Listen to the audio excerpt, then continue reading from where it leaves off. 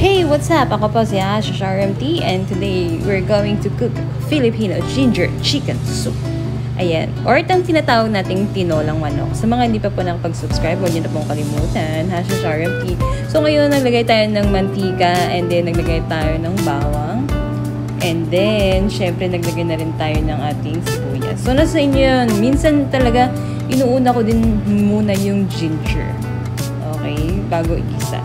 So, ngayon, inuna natin yung, bawang, sibuyas, tapos nilas natin yung ginger.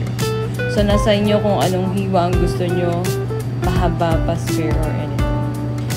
Tapos, kung mag-isa, syempre, nilagay ko na rin ating mga fresh na manok.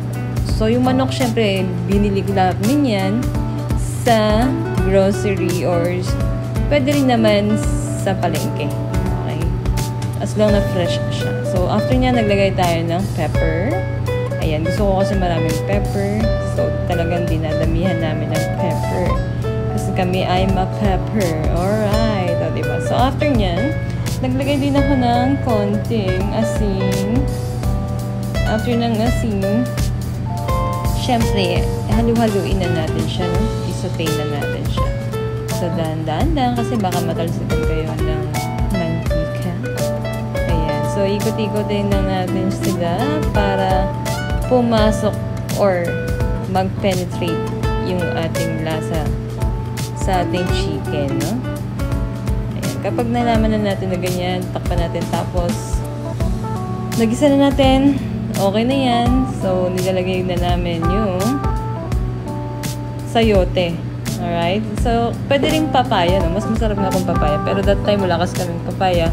So, sayote ang pinaka-available. And then, nilagyan namin siya ng water. Ayan. So, minsan, hinuhuli na namin talaga din yung gulay. Pero, ito, hinalo na namin yung gulay. Kasi, di ba, nagkakatamaran na, di ba? Para isang kuluan na lang. Actually, napakadali lang luto nito dahil, papakuluan mo lang siya talaga.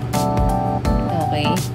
So, ayan siya guys. Pakuluan natin ng konti. Ginisa na naman natin siya kanina. So, konting kulo na lang yan. At malambot na yan. So, sa mga gustong magluto nito, napakadali lang. Lalong-lalo na nga yung tag-ulan. Ayan, napakasarap ng ating tinolang manok or ating Filipino ginger chicken soup. Ayan. Maraming pong salamat sa lahat. God bless. Love you. Mama.